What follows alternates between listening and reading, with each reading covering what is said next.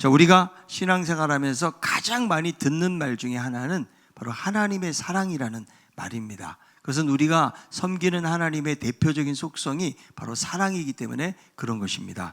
그래서 자주 듣고 말을 하는데 우리가 정말 하나님의 사랑을 얼마나 알고 깨닫고 있느냐는 거예요. 내가 교회 생활을 오랫동안 했다고 해서 하나님의 사랑을 잘 깨닫는 것이 아닙니다. 자녀를 오랫동안 키웠다고 해서 자녀가 부모의 사랑을 다 깨닫지 못하는 것처럼 우리들도 신앙생활을 오래 하고 하나님의 사랑에 대해서 자주 들으면서도 막상 내 자신은 하나님의 사랑의 깊이가 얼만큼 되는지를 우리가 깨닫지 못하고 살아갈 수가 있다는 것입니다. 우리들은 하나님의 참 사랑을 깨달아야 됩니다. 그렇지 않으면 하나님의 사랑에 있음에도 불구하고 그 사랑을 헤아리지 못하는 철없는 자녀처럼 살아갈 수 있다는 것입니다. 그런데 교회 다니고 신앙생활을 하는 우리들이 하나님의 사랑을 여러 번 들었다는 것으로 내가 익숙하게 들었다는 것 때문에 마치 이 하나님의 사랑을 아는 것처럼 여길 수 있다는 거죠. 이것은 무엇과 비슷한가 하면 마치 태평양의 가장자리에서 물장구를 치면서 바다를 다 아는 것처럼 이야기하는 것과 다를 바가 없다는 것입니다. 로이즈 존즈 목사님은 그리스도인의 삶에서 가장 높이 도달해야 될 것 중에 하나가 하나님의 사랑을 알고 체험하는 거라고 그랬어요. 여러분, 그렇습니다. 우리가 신앙의 영역 속에서 성경도 많이 읽고 성경을 알아야 됩니다. 기도도 해야 됩니다. 봉사도 하고 그리고 전도도 해야 됩니다. 그러나 더 중요한 것은 하나님의 사랑을 깊이 알고 경험하는 자리에 들어가야 된다는 거예요. 그래서 오늘 이 본문을 보면 사도 요한은 하나님의 참사랑이 무엇인지를 우리에게 보여주고 그 사랑을 확신하고 실천하도록 권면하고 있습니다. 여러분, 사랑이란 무엇일까요? 누구나 다 사랑을 하고 사는데 사랑처럼 어려운 것이 없다는 생각을 해봅니다. 연인지간에 사랑을 합니다. 부모와 자식지간에도 사랑을 하고 그리고 나라에 대해서 애국심으로 불타는 사람들이 있습니다. 그리고 어떤 조직을 섬기거나 사랑하는 사람도 있죠. 신앙생활을 하는 우리들은 교회를 사랑한다라고 이야기하고 하나님을 사랑한다라고 이야기합니다. 그런데 이 사랑이라는 것이 사람마다 느끼는 감도가 다르고 자신을 사랑한다고 하지만 그러나 그 사랑이 자신의 욕망 때문일 수도 있다는 것입니다. 우리는 사랑을 하면서 사랑한 것 같은데 막상은 자신에게 아무 사랑도 남지 않은 것을 발견하고 당황스러워하고 혼란스러워하기도 합니다. 우리는 사랑을 통해서 위로를 받기도 하지만 사랑을 통해서 상처와 아픔을 겪는 경우도 많이 있습니다. 우리 인간은요, 사랑하지 않으면 살 수 없는 존재입니다. 나는 아무것도 사랑하지 않는다라고 말하는 사람도 있을 수 있겠지만 고독을 사랑하는 거예요. 그리고 홀로 있는 자기 자신을 사랑하기 때문에 그렇게 말을 하는 것입니다. 그래서 우리는 사랑하면서 살아야 되는 존재이기 때문에 사랑을 알아야 돼요. 세상에는 여러 종류의 사랑이 있습니다. 이 다양한 어떤 폭이 넓고 사랑에 대해서 다양하기 때문에 C.S. 루이스가 사랑에 대해서 4가지의 영역을 이야기했습니다. 첫 번째는 무언가를 좋아해서 애착을 느끼는 마음의 사랑입니다. 그 대상이 무엇이 되었든지 간에 좋아해서 소유하고 집착을 하는 거죠.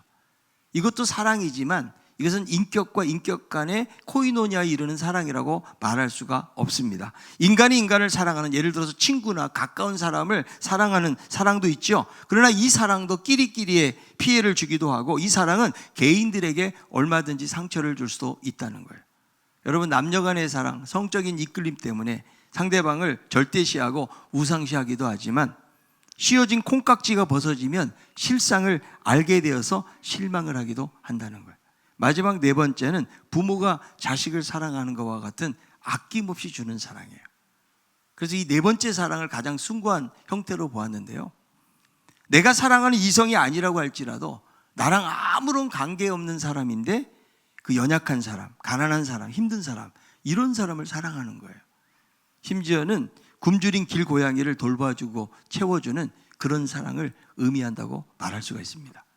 그런데 이런 사랑, 즉 인간이 하는 사랑의 공통점은 무엇인가 하면 필요의 사랑이라는 거예요. 아무리 숭고하고 희생적이라 할지라도 자신의 필요에 따른 사랑을 하고 있다는 것입니다. 순수하게 아낌없이 주는 것 같아도 인간은 나의 필요를 위해서 사랑을 한다는 거죠. 여러분, 부모의 사랑이 얼마나 귀합니까? 그런데 자신의 욕망을 자녀를 통해서 채우기 위해서 그렇게 사랑할 수도 있다는 것입니다. 세상에 있는 사랑은요, 겉으로 다 주는 희생적인 사랑 같지만 대부분은 조건이 주어져 있어요. 여러분, 사랑도 너무 일방적으로 내가 주기만 해보세요. 그러면 지쳐버리는 거죠. 그리고 상대방이 나를 거들떠 보지도 않는데 그 사람을 사랑할 수 있겠습니까? 남편이 나에게 잘해줘야 나도 잘하는 거죠. 계속 나를 무시하고 그렇게 미워한다면, 그런데 주여 나에게 이런 좋은 남편 주셔서 감사합니다, 이럴 수 있는 사람은 한 사람도 없을 거예요. 그래서 여러분, 우리가 세상에서 하는 사랑은요, 참 좋은 것이고 선한 가치를 만들어내지만 사랑 때문에 상처를 받기도 하고 심지어는 더 비극적인 상황을 만들어내기도 한다는 거예요. 이것이 사랑이 어려운 이유입니다. 우리가 여러분, 죄가 없는 에덴 동산에서 살았다면 악이 없고 사랑만 충만하겠죠. 그런데 죄로 관영하고 왜곡된 이 세상에서 살다 보니까 사랑은 평화를 만들어내고 기쁨을 주기도 하지만, 그러나 사랑이라는 이름으로 자신의 욕망을 분출하기도 하고 집착을 하고 다른 사람을 해치고 힘들게 하는 자리에 가게 되는 경우도 있다는 것입니다. 그래서 사랑이 어려운 것인데, 그렇다면 진정한 사랑이 무엇인가? 성경에서 말하는 하나님의 사랑이 무엇인지를 저는 이 본문을 통해서 배우기를 원합니다. 요한일서 4장 9절에 보니까 이렇게 말씀하는데요, 하나님의 사랑이 우리에게 이렇게 나타난 바 되었으니 하나님이 자기의 독생자를 세상에 보내심은 그로 말미암아 우리를 살리려 하심이라. 하나님의 사랑이 우리에게 나타나게 되었다. 그래서 하나님의 사랑은 나타난 사랑이에요. 어떻게 나타났습니까? 우리를 살리시기 위해서 독생자를 이 세상에 보내셨다는 거예요. 요한복음 1장 14절에 있는 말씀이에요. 말씀이 육신이 되어 우리 가운데 거하심에 우리가 그의 영광을 보니 아버지의 독생자의 영광이요 은혜와 진리가 충만하더라. 말씀이 곧 하나님이라고 그랬는데 하나님이 육신이 되어서 우리 가운데 거하셨다라는 거죠. 그래서 하나님은 우리를 살리시기 위해서 자신의 아들을 이 세상에 보내셨다는 거예요. 이것이 하나님의 나타난 사랑입니다. 그러니까 여러분, 이 하나님의 사랑은 말이나 감정에 머물러 있는 것이 아니고 구체적인 행동을 의미하고 있다는 거죠. 우리는 보통 사랑 그러면요, 감정적으로 이해하죠. 아, 내가 당신을 사랑해. 그럼 아, 나를 사랑하는구나. 여기에 감동을 받습니다. 근데 보통 여러분, 이성적인 관계에 있어서 어때? 연인 때는요, 편지도 자주 보내고 사랑한다는 말도 많이 해요. 결혼하는 순간 이후부터는 점점 띄엄띄엄 사랑에 대한 고백들이 사라지고 그냥 결혼 기념일에만 사랑해, 이렇게 되는 경우 많이 있죠. 그래서 늘 아내들이 확인하고 싶어하는 게 뭔지 아세요? 당신 나 사랑해. 이거 계속 물어봐요. 그러면 남편들 중에서 사랑해요라고 말하는 사람들이 있지만 어떤 남편은 꼭 말을 안 해요. 이거 말을 해야 하냐, 이거를 뭐 이렇게 말하는 분들이 계시거든요. 근데 여러분, 닭살이 돋더라도 사랑한다라고 같이 고백해 주시기를 바랍니다. 그래서 사랑은 고백을 통해서 전달이 되지만, 그러나 말로 사랑을 고백하는 것으로는 온전히 사랑이 증명되지 않는다는 거예요. 사랑은 여러분, 증거가 필요해요. 그러니까 하나님이 우리를 사랑하셨는데 결정적인 증거가 있다. 그게 무엇입니까? 자신의 외아들 하나밖에 없는 독생자를 이 세상에 우리를 위해서 보내셨다는 거예요. 그러니까 사랑은 말로만 해서 되는 것이 아니라는 거예요. 증거가 필요하기 때문에. 그래서 여러분, 우리들도 살아가면서 내가 세상에서 소중하게 여기고 가치 있게 여기는 것에 대해서는 어때요? 돈을 투자합니다. 시간을 투자합니다. 왜? 사랑하기 때문에. 그래서 정말 사랑하잖아요. 자기의 목숨까지도 아끼지 않는 거죠. 사랑하니까 그런 것이죠. 그래서 하나님은 우리를 얼마나 사랑하시는지, 자기에게 하나밖에 없는 유일한 하나님, 그 아들 예수 그리스도를 이 땅에 보내셔서 왜 그래요? 우리를 사랑하셨기 때문에. 그런데 우리는 어떤 존재였다고 성경은 이야기합니까? 로마서 5장 8절에요. 우리가 아직 죄인 되었을 때에 그리스도께서 우리를 위하여 죽으심으로 하나님께서 우리에 대한 자기의 사랑을 확증하셨다, 증명하셨다는 거죠. 그러니까 죄인은 여러분, 하나님을 떠나서 반역하고 있는 거예요. 아무리 잘 봐주고 싶어도 잘 봐줄 수 없는 것이 바로 죄인입니다. 그런데 하나님이 아들을 주셨다는 거예요. 그러니까 내가 여러분 선한 행동을 하고 무슨 공로가 있고 내가 그렇게 사랑받을 만한 가치가 있어서 그렇지 않다는 거예요. 하나님은 우리가 죄인 되었을 때에, 연약한 존재 가운데 있을 때, 원수 되었을 때에 자신의 아들을 우리에게 보내셨다. 그래서 여러분, 하나님의 사랑은요, 그냥 존재 자체를 사랑하시는 거예요. 우리는 여러분, 나하고 상관이 없으면 사랑을 안 해요. 내 가족이고 내가 사랑해야 될 거고 이 사람이 나를 사랑해 주었고 여러 가지 많은 이유들 때문에 그 사람을 사랑하죠. 나랑 관계가 없고 심지어는 나에게 손해를 주고 나를 힘들게 하고 이런 사람을 과연 사랑할 수 있겠느냐는 거예요. 우리는 그 사람의 행위에 의해서 그 사람을 사랑한다고요. 그러나 하나님은 우리 행위 때문이 아니고 우리 존재 자체를 그대로 사랑하시는 하나님인 줄로 믿습니다. 이게 하나님의 사랑이에요, 여러분. 여러분, 헨리 나유엔이라고 한 미국의 하버드 대학의 교수죠. 뭐 대학 교수 중에 하버드 교수 그러면 막 최고의 어떤 명성을 가지고 있는 거죠. 이분은 뭐 사람들로부터 부러움의 대상자예요. 책도 워낙 많이 쓰고요. 모두가 존경하고 또 사랑을 하는 그런 교수인데요. 어느 날 만족하며 살아가다가 하나님의 음성을 듣는 거죠. 자기 자신을 돌아보니까 내가 내 삶 자체가 내가 그래도 하나님 믿고 살았는데 참 이기적으로 살았구나. 이런 사실을 깨닫게 됩니다. 그래서 하루아침에 하버드 대학 교수 사표를 내고요. 라르시라고 하는 그 장애인 공동체로 들어갑니다. 거기서 이제 봉사의 삶을 살아야겠다는 거죠. 근데 여러분, 거기 처음 방문했을 때에 자기를 소개를 해야겠죠. 누구겠어요? 하버드 대학의 유명한 헨리 나유엔 교수인데, 그런데 거기에 있는 장애인들은 아무도 알아주질 않는 거죠. 하버드가 대체 뭔지, 교수가 뭔지 알아주질 않는 거예요. 그냥 평범한 아저씨예요. 그냥 나에게 와서 뭐라도 먹여주고 옆에서 도와주고 잘 섬겨주면 그냥 좋은 아저씨가 되는 거지, 이 사람이 가지고 있는 명성이나 인기나 이런 것은 하나도 없는 것이죠. 그런데 거기서 이 헨리 나유엔은요, 깊은 것을 깨닫게 되어져요. 내가 인생의 오르막길에 있을 때는 하나님을 만나지 못했다는 거예요. 그런데 내리막길에 있고 가장 밑바닥으로 갔을 때 거기서 예수 그리스도를 만나게 되었다는 거예요. 여러분, 하나님은 우리가 뭐를 잘하고 뭐 명성이 있고 뭐 인기가 있고 다른 사람들보다 좋은 평가를 받아서 하나님 우리를 사랑하신 것이 아니라는 거예요. 우리는 부족하고 연약하고 여전히 죄인이고 하나님을 반역한 상태에 있지만 여전히 하나님은 우리를 존재로 사랑하신다. 우리가 여러분 살면서 관계에 어려움을 당하는 이유가 무엇입니까? 살다 보면요, 뭐 원수짓은 안 했달지라도 미운 짓 해가지고 꼴 보기 싫은 사람이 있어요, 없어요? 여러분 있습니까, 없습니까? 없을 것 같은데, 그죠? 자, 옆에 있는 사람 확실히 한번 보세요. 내가 오늘 어쩌다 여기 앉았나. 아마 예배 시간에 와도요, 저를 안 보고 자꾸 핸드폰을 들여다보거나 주보를 열심히 보는 분들이 계세요. 아니, 눈을 탁 감고 계시거나. 그건 저는 어떻게 간주하겠어요? 나를 싫어하는구나. 전 그렇게 생각할 수밖에 없는 것이죠. 여러분, 부부지간에도 싸워보세요. 보기가 싫어요. 예? 그렇게 막 없으면 못 살 것 같이 그렇게 사랑한다고 고백했다가도 싸워보세요. 그럼 꼴 보기 싫어요. 여러분, 내가 낳은 자녀들 그렇게 사랑해도요, 자녀가 미운 짓 해보세요. 야, 어쩌다 저런 게 태어났냐, 어떻게 우리 집에서. 이러는 것이 우리의 관계라는 거죠. 그러니까 우리는 상처를 주거나 나에게 관계 속에서 뭔가 미운 짓을 한 사람을 받아들이기는 어렵다라는 거죠. 그런데 하나님은 어때요? 우리를 존재로 받으셨기 때문에 그 귀한 아들을 누구를 위해서? 죄인들을 위해서 하나님이 이 땅에 보내주셨다는 거죠. 그래서 살린다는 말을 하는데, 살린다는 말은 죽어 있다는 거예요. 에베소 2장 1절에 보니까 죄와 허물로 죽었던 이라고 이야기하죠.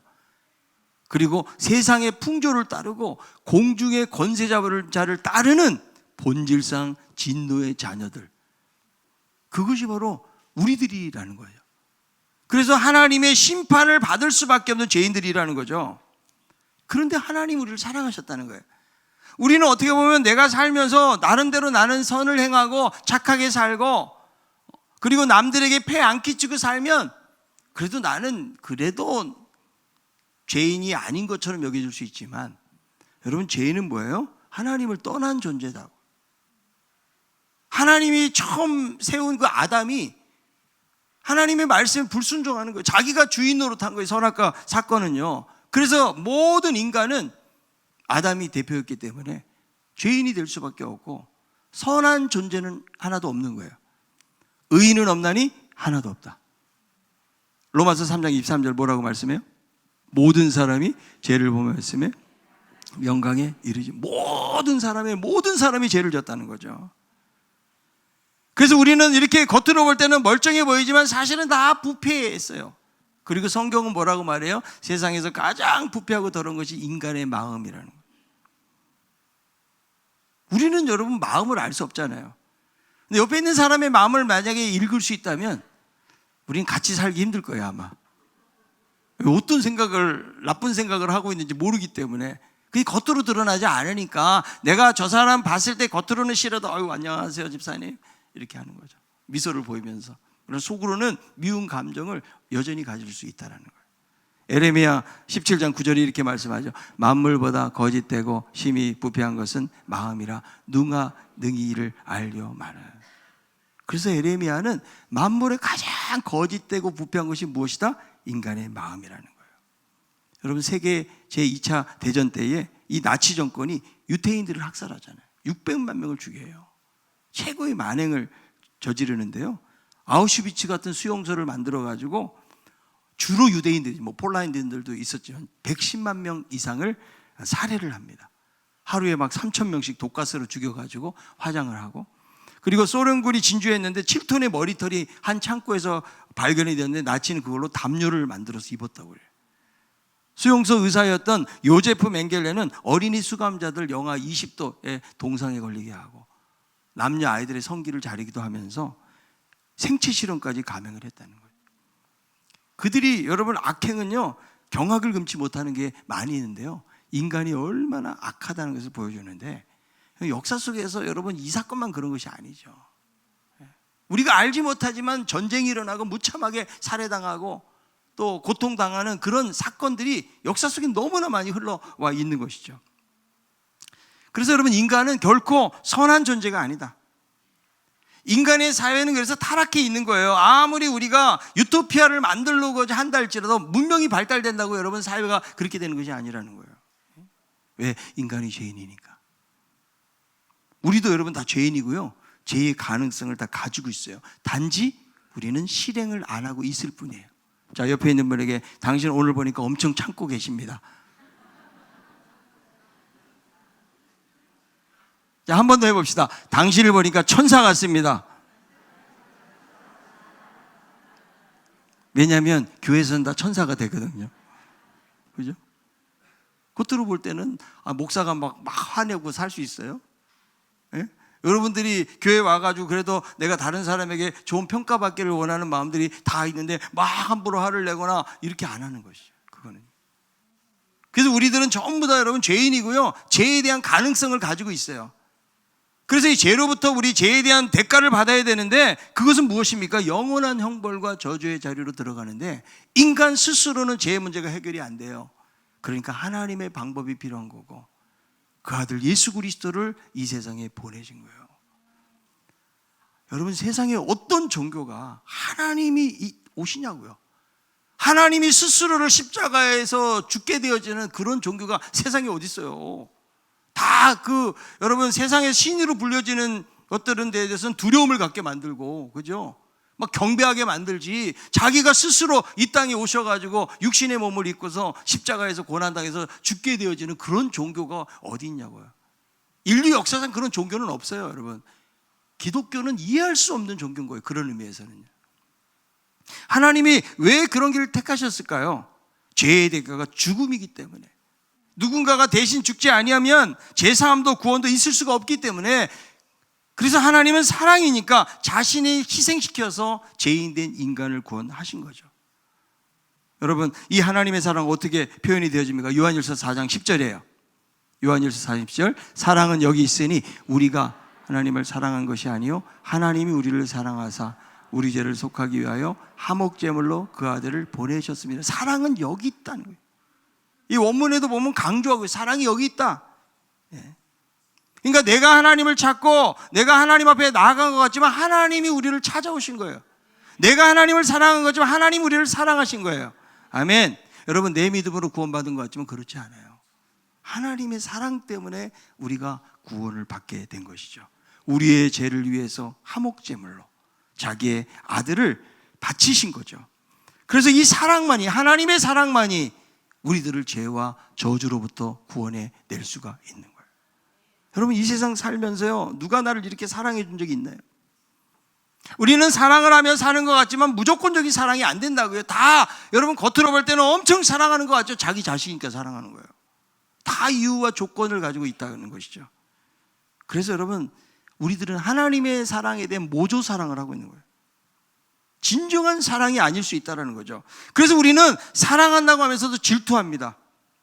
사랑한다고 하면서 집착하고 소유하라고 하고, 사랑한다고 하면서도 어때요? 우리는 통제하고 장악하려고 하는 마음들을 가지고 있다는 거죠. 그래서 진정한 사랑은 하나님의 사랑이다. 우리는 이 하나님의 사랑을 통해서 놀라운 하나님의 은혜를 경험하게 되는 거예요. 여러분, 칼바르타라는 신학자가요, 예수 믿은 이에 두 가지를 깨닫지 못하면 그리스도인이 아니라고 얘기했는데, 첫째 하나는요, 내가 얼마나 큰 죄인인 것을 깨달아야 된다는 거예요. 도대체 내가 어떤 죄인이기에 예수님이 저렇게 무거운 형벌의 십자가를 지셔야 됐는지를 알아야 된다는 거예요. 두 번째는 내가 얼마나 소중한 가치인 것을 깨달아야 된다. 도대체 내가 얼마나 귀한 존재이기에 나를 위해서 하나님의 아들이 생명까지 버릴 수 있느냐 하는 것이죠. 여러분, 두 가지 깨달음이에요. 하나는 내가 죄인이라는 깨달음이고, 또 하나는 내가 얼마나 소중한 존재라는 깨달음을 가져야 진정한 그리스도인이 된다는 거죠. 여러분, 하나님의 놀라운 사랑을 믿습니까? 이 하나님의 사랑을 경험하잖아요. 삶이 달라져요. 여러분, 교회만 나온다고 여러분 우리의 삶이 달라지는 것이 아니에요. 하나님의 깊은 사랑을 경험해야 되는 것이죠. 여러분, 세상에 있는 사랑은요, 비교할 수가 없다고요. 여러분, 부모의 사랑이 얼마나 고귀합니까? 아이를 키우고 얼마나 헌신적인 수고를 해요. 자녀들이 여러분 부모의 사랑을 압니까? 모르잖아요. 다 몰라요. 그죠? 그냥 부모의 사랑은 그냥 줄 뿐인 거예요. 그런데 우리 부모님들이 우리를 키우느라 고생 많이 하셨지만, 사실은 그럼에도 불구하고 감사하죠.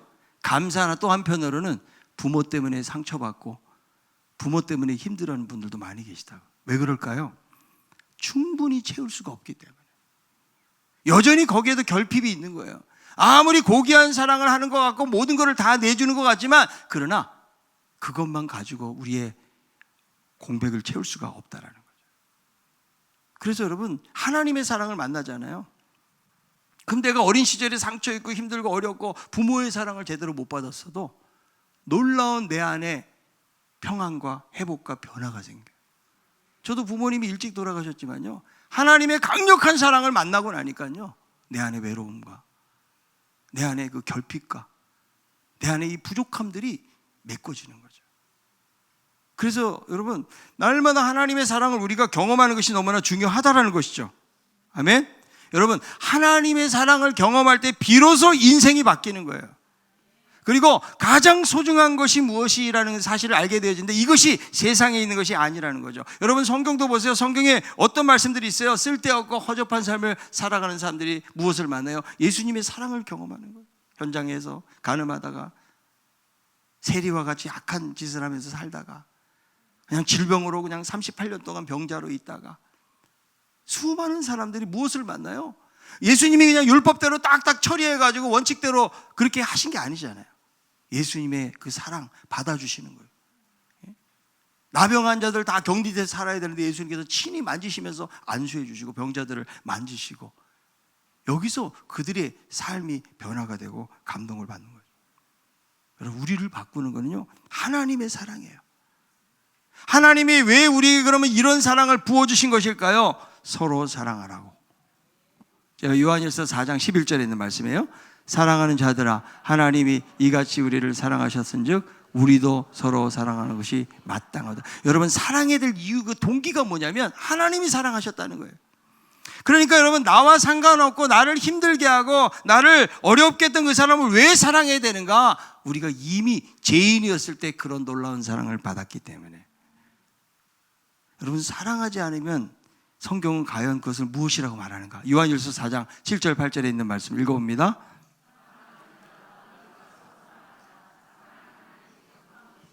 사랑한 자마다 하나님으로부터 나서 하나님을 알고 사랑하지 아니한 자는 하나님을 알지 못하나니 이는 하나님은 사랑이심이라. 여러분, 사랑하지 않으면 하나님을 알지 못한다. 이게 무슨 말이에요? 하나님의 자녀가 아니라는 거예요. 빛의 자녀로 살지 못하고 있다는 거예요. 왜냐하면 사랑은 하나님께 속해 있기 때문에 하나님을 아는 자마다 사랑하게 되어 있다는 거예요. 우리가 여러분 하나님께 속해 있기 때문에 우리는 하나님을 닮아가야 돼요. 여러분 자식이 누구 닮아요? 부모를 닮잖아요. 어쩜 이렇게 닮는지. 우리 오 목사님 아들 셋이 얼마나 똑같은지 완전 붕어빵 가족이에요. 근데 여러분 아이들이 진짜 뭐 밥 먹는 자세까지도 가고 걸어가 뛰어다니 이런 것도 다 부모 닮더라니까요. 우리가 하나님을 아버지라고 섬기고 있기 때문에 이 사랑의 하나님을 닮아야지 그것이 진정 하나님의 자녀로 살아가는 거라고 말을 하고 있는 것이죠. 하나님이 사랑이기 때문에. 여러분 정말 우리가 이 땅을 살아가면서 필요한 게 무엇일까? 우리는 돈도 필요해요. 어떤 사회적인 위치도 확보됐으면 좋겠어요. 또 여러분 명예도 얻었으면 좋겠어요. 그러나 이것들이 물론 우리의 삶 속에서 필요할 수 있지만 아무리 세상에도 잘 돼 있어도 사랑이 없잖아요. 그러면 공허하고 비참하고 고통스러운 삶을 살아갈 수밖에 없다라는 거죠. 그러나 내가 여러분 사랑을 하고 사랑을 받아보세요. 어떤 인생의 시련도 이길 수가 있는 거예요. 내가 여러분 이 시련을 잘 못 견디는 이유가 뭘까요? 누군가가 나를 이렇게 사랑하고 있다는 사실을 깨닫지 못하는 거예요. 그렇지 않아요, 여러분? 여러분 누군가가 나를 사랑해 준다는 믿음만 있으면 못할 게 뭐가 있겠어요? 그러나 내가 아무리 세상에서 잘 돼도 나를 인정해 주지 않고 나를 사랑해 주지 않는다 그러면 그 사람의 인생은 성공한 인생이라고 볼 수가 없는 거예요. 여러분 우리는 내가 가지고 나누지 못하잖아요. 다른 사람이 절대로 기억을 못해요. 내가 정말 예수님의 큰 사랑을 받은 것을 어떻게 따뜻한 사랑을 나눠줘야죠. 그래야 그분에게 있는 사랑을 알게 되는 거 아니겠어요? 우리는 사랑에 빚을 지고 있는 사람이라고요. 우리는 사랑받기 위해서 태어났고 사랑하기 위해서 태어난 사람들이에요. 그래서 하나님의 사랑을 우리는 나누면서 살아야 돼. 이거는 여러분 선택이 아니에요. 필수라고요. 아멘? 왜 그래요? 하나님이 우리를 이같이 사랑하셨은지. 사랑하는 것이 마땅하도다. 사랑하는 것이 이상한 일이 아니라고요. 특별한 일이 아니라고요. 우리는 사랑을 안 하니까 사랑하려고 그러면 엄청 특별하게 여기는 거죠. 아, 내가 저 사람을 도와줬어. 내가 이 사람을 용납해 줬어. 우리는 특별하게 생각하지만 그러나 사랑은 마땅한 일이에요. 왜? 우리가 하나님의 사랑을 받았기 때문에. 여러분 우리가 사랑할 때에 비로소 세상은 변화가 되는 거예요. 여러분 사람을 막 꾸중하고 책망하고 지적질하고 이렇게 한다고 사람 변화되는 거 보셨어요?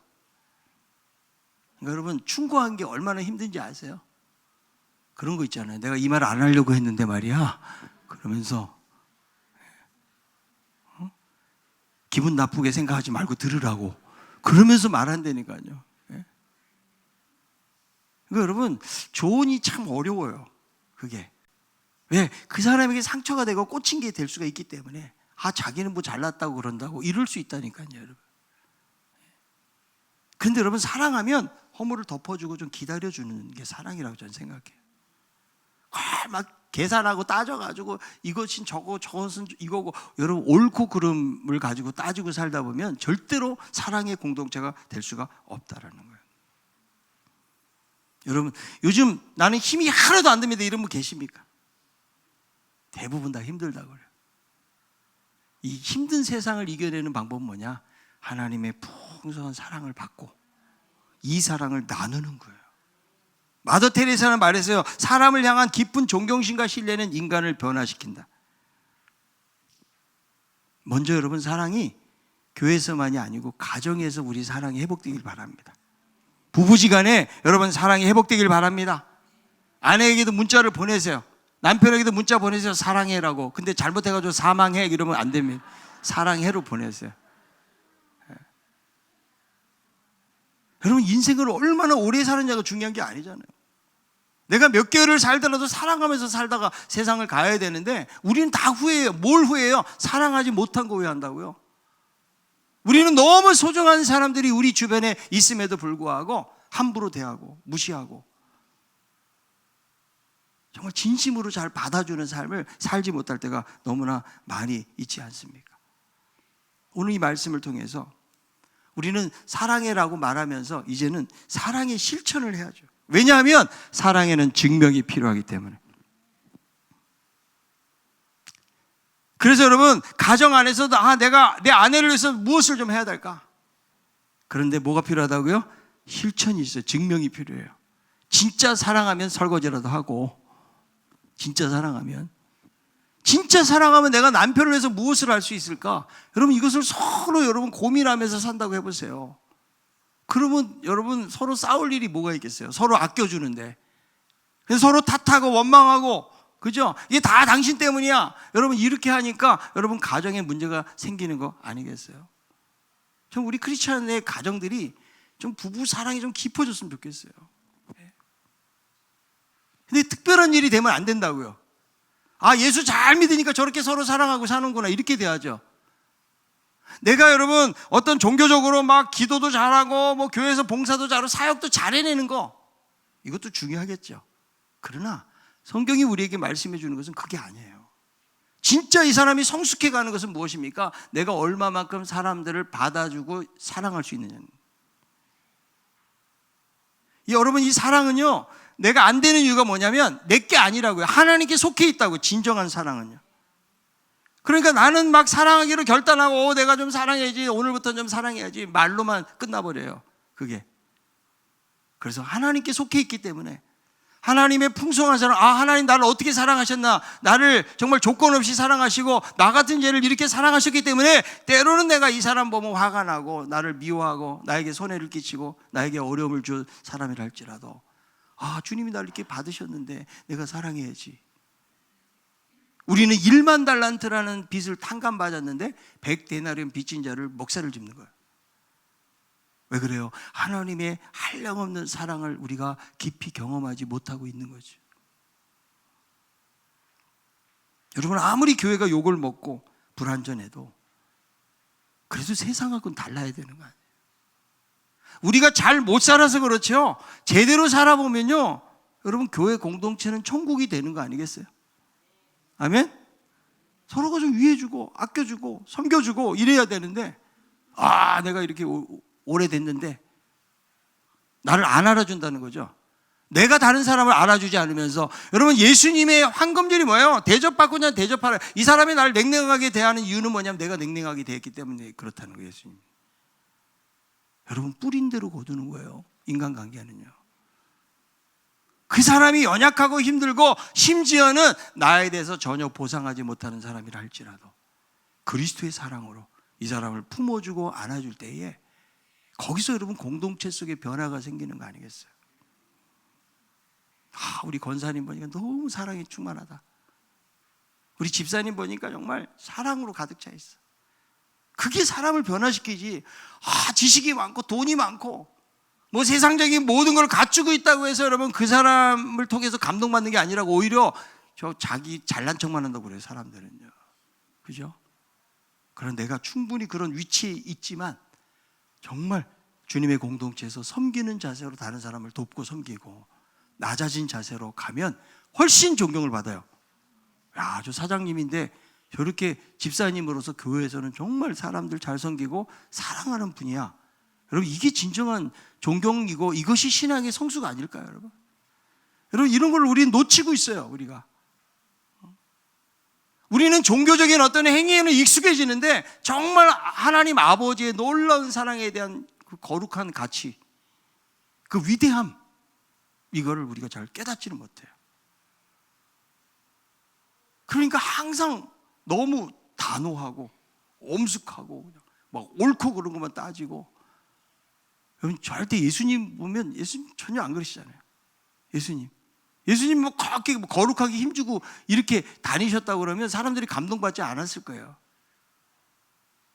그래서 우리에게 이 하나님의 사랑이 흘러가야 돼요.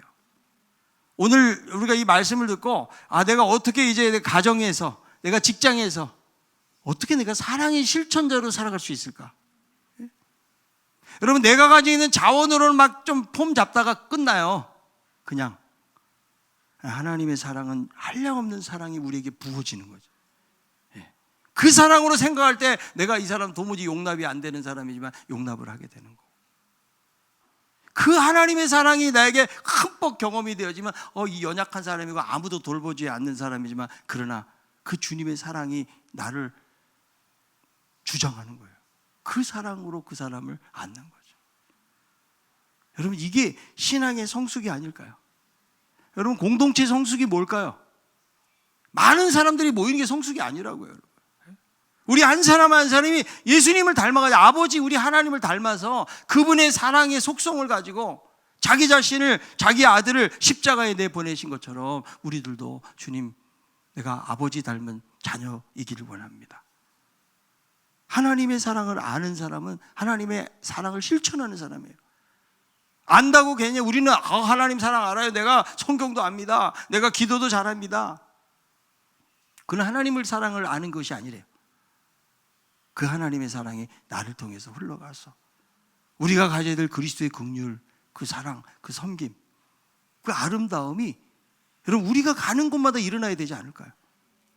아, 역시 예수 믿는 사람 다르네. 뭔가 우리 가정에서도, 우리 자녀들에게도 우리가 그런 사랑의 마음을 보여줘야죠. 이웃들에게 나누고 베풀고 그런 마음을 보여줘야죠. 맨날 집에 가서 누구는 어떻고 누구는 어떻고, 여러분 맨날 그렇게 이야기하면 아이들이 상처받고 교회 공동체에서 잘 자라기가 어려워요. 좋은 말만 하세요, 아이들 앞에서. 그리고 다 우리가 연약하고 부족하기 때문에 이 하나님의 사랑으로 충만해지지 않으면 나도 인간의 이 본성이 나와가지고 어느덧 그냥 아주 냉랭한 사람이 돼가지고 종교적인 의식에 대해서는 잘하고 있지만, 그러나 진정 그리스도의 놀라운 그 십자가의 사랑을 우리가 잃어버리고 살아가고 있다면 우리는 하나님의 자녀된 삶을 살지 못하는 거라고 그렇게 말씀해요. 오늘 이 말씀을 통해서 다시 한번 위대한 하나님의 사랑의 가치를 깨닫고 황폐하고 메마른 세상 속에서 이 하나님의 사랑을 나누면서 살아가는 우리 모두가 다 될 수 있기를 바랍니다.